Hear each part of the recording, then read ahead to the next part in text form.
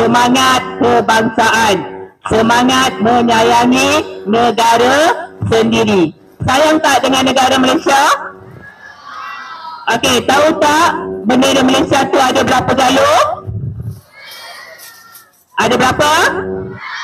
Okey, tahu tak setiap apa yang tertera dalam bendera tersebut, lambang-lambang tersebut, apa maksud dia?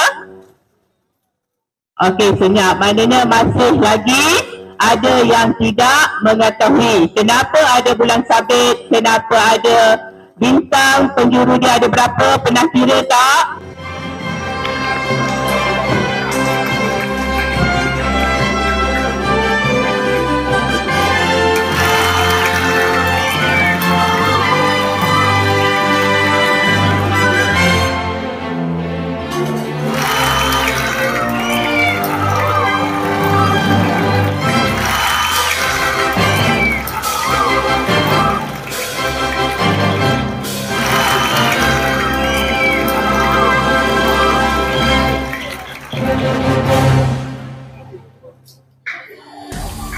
Tetapi juga mencerminkan rasa bangga terhadap tanah air.